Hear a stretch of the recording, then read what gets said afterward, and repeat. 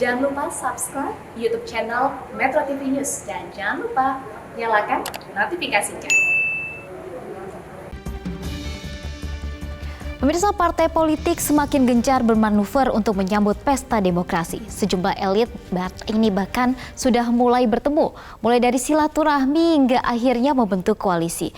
Meski masih begitu panjang, namun mengutip pernyataan mantan Wapres Yusuf Kala, romantisme partai politik mulai terasa tahun ini. Layaknya mencari pasangan, parpol pun ingin memasangkan capres-cawapres yang ideal. Nah, berikut kita dengarkan kembali pernyataan dari JK di acara Rakernas Partai Nasdem pekan lalu. Banyak yang mengatakan bahwa tahun ini politik akan panas. Saya katakan tidak. Ini tahun politik yang sangat romantis. Karena sama dengan orang pacaran, semua mencari pasangan yang cocok, yang memenuhi syarat. Dan ini karena itu lobby atau apa, cari pasangan. Jadi ini tahun cari pasangan. Begitulah suasana politik kita. Kadang-kadang romantis, kadang-kadang keras, kadang-kadang terpilih. Tapi ujungnya tentu siapa yang terbaik akan terpilih. Romantisme pertama yang akan kami tampilkan ialah ketika mantan Presiden SBY bertemu dengan mantan Wapresnya Yusuf Kala di Cikeas Kamis 23 Juni. Pasangan Presiden dan Wapres yang pertama kali dipilih oleh rakyat ini tampak akrab memulai perbincangan mereka. Mereka awalnya berbincang soal lukisan, kemudian apalagi sebenarnya yang dibahas dalam pertemuan tertutup mereka kemarin. Ini berikut kami tampilkan dulu infografisnya. Pada tanggal 23 Juni 2022 atau Kamis kemarin, tepatnya di Cikeas, keduanya bertemu. Yusuf Kala mampir ke rumah mantan presiden kita yaitu SBY. Isi pertemuannya dikatakan adalah sebagai pembahasan kesibukan kedua tokoh. Kemudian ada juga tukar pikiran masa depan bangsa dan juga negara. Namun yang menarik juga bersamaan dengan pertemuan SBY dan JK, gondang dia ini kembali kedatangan tamu. Ada AHY yang kembali datang bersilaturahmi menemui Ketum Nasdem Surya Paloh. Ini adalah pertemuan ketiga mereka yang diakui semakin hangat. Namun perlu digarisbawahi bahwa sudah 3 kali bertemu tapi belum ada kesepakatan koalisi di antara kedua pihak. Ketum Nasdem Surya Paloh memang seakan menjadi magnet bagi sejumlah partai. Selain AHY, sederet maksud kami, Ketum Parpol tak henti menyambangi Nasdem Tower untuk membahas peluang koalisi. Di tanggal 22 Juni 2022 atau sehari sebelumnya, ada Presiden PKS yang kemudian juga bertemu dengan Ketum Nasdem. Lagi-lagi belum ada kata koalisi yang terbentuk. Kemudian kita mundur lagi di 5 Juni 2022. Di sini ada pertemuan kedua antara SBY AHY bertemu dengan Ketum Nasdem, masih juga di Nasdem Tower. Kemudian mundur ke belakang lagi, yaitu tepatnya di 1 Juni 2022, Ketum Gerindra ini kembali bertemu dengan Ketum Nasdem kala itu. Sama halnya dengan pertemuan yang lainnya, belum tercipta koalisi. Dan di 10 Maret 2022 atau pertemuan yang bisa dibilang cukup awal, Ketum Golkar ini bertemu dengan Ketum Nasdem, tepatnya di 10 Maret 2022, sempat ada yang membicarakan bahwa pembahasan di antara pertemuan ini adalah penundaan Pilpres maupun juga Pilkada serentak. Namun terbukti bahwa pertemuan tersebut tidak membahas hal itu. Nah, sementara itu salah satu poros koalisi yang kini sudah terbentuk ialah Koalisi Indonesia Bersatu. Di dalamnya terdapat Golkar, PAN, dan juga P3. Kita lihat koalisi ini terbentuk 12 Mei 2022 yang ditandai dengan penandatanganan nota kesepahaman. Apa isinya? Isinya adalah sepakat membangun sinergi politik antar partai. Kemudian menyukseskan pemilu. Ketiga, ada sepakat membentuk kekuatan politik rakyat. Keempat, memenangkan Pilpres. Dan yang terakhir, KIB ini dijalankan dengan sistem kolektif kolegial. Jadi kepemimpinannya secara kolektif dan juga kolegial.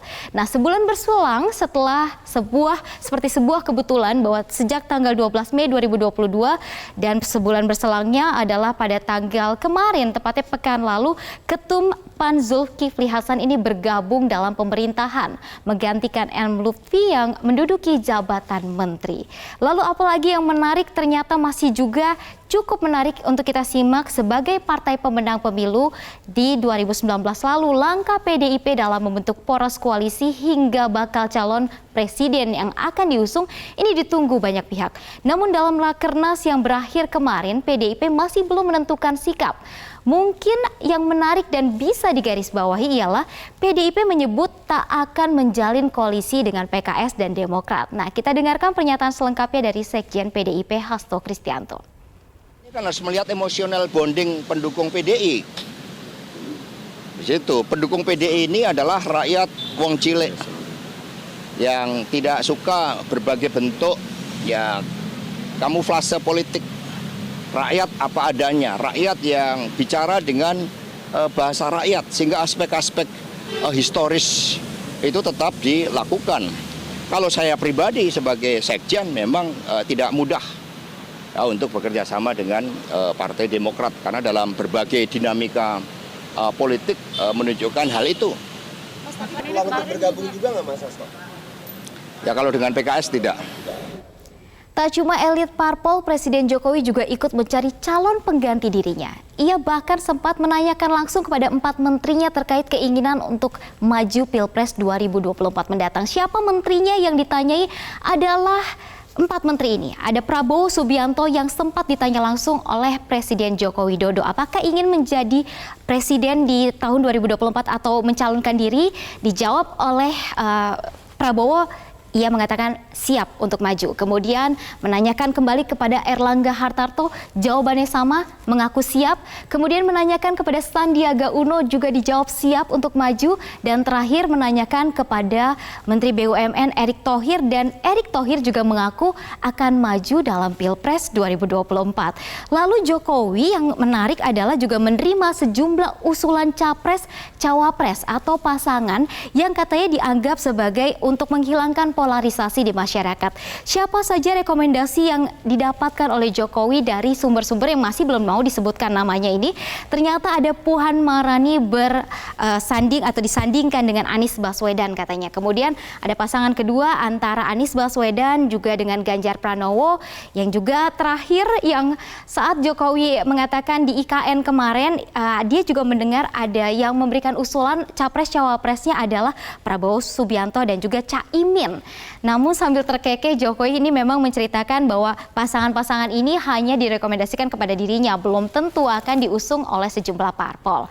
Nah, hasil survei elektabilitas calon presiden dari sejumlah lembaga survei memang hampir serupa.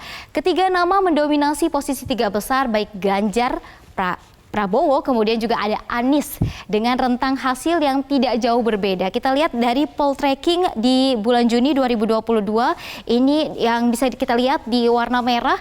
Sebesar 24,8% elektabilitasnya mengatakan Ganjar Pranowo ini paling tinggi. Kemudian diikuti Prabowo Subianto 21,2%, ada Anies Baswedan 15,5%. Sedangkan Carta Politika ini di bulan Juni juga sebesar 31,2% mengatakan elektabilitas dari Ganjar Pranowo. Kemudian kita lihat Prabowo Subianto 23,4%, dan yang terakhir atau yang ketiga di urutan ketiga ini kami buat secara berurutan yaitu Anies Baswedan 20,0%. Nah, sementara itu Nasdem ini ternyata menjadi partai pertama yang sudah mengumumkan 3 bakal calon presiden yang akan diusung pada Pilpres nanti. Siapa saja mereka? Kami tampilkan dulu infografisnya di sini. Ini adalah rekomendasi yang dibacakan oleh Ketum Nasdem Surya Paloh dalam penutupan Rakernas lalu. Ada Anies Baswedan, Gubernur DKI Jakarta, Andika Perkasa, Panglima TNI, kemudian ada Ganjar Pranowo, Gubernur Jawa Tengah. Lalu kenapa Nasdem memilih ketiga nama ini? Ternyata ada sejumlah alasan. Baik Anies dan Ganjar dipilih karena rasionalitas politik, mengingat keduanya dominan dari sejumlah lembaga survei. Sedangkan Andika Perkasa dinilai mampu menunjukkan kinerja yang baik saat ia menjabat sebagai Panglima TNI. Nah, pemirsa, Pilpres memang masih 2 tahun lagi. Masih banyak waktu untuk masa penjajakan sebelum memastikan kolaborasi dalam koalisi. Sebagaimana kata JK, romansa parpol mencari pasangan dan koalisi selayaknya damai dan mesra. Bukan cari ribut atau membuka perkara. Politik bukan matematik, bisa berubah kapan saja karena situasi hingga cuaca. Untuk sementara saya kembalikan ke Reno. Terima kasih Livia Ramadanti untuk paparan komprehensif Anda.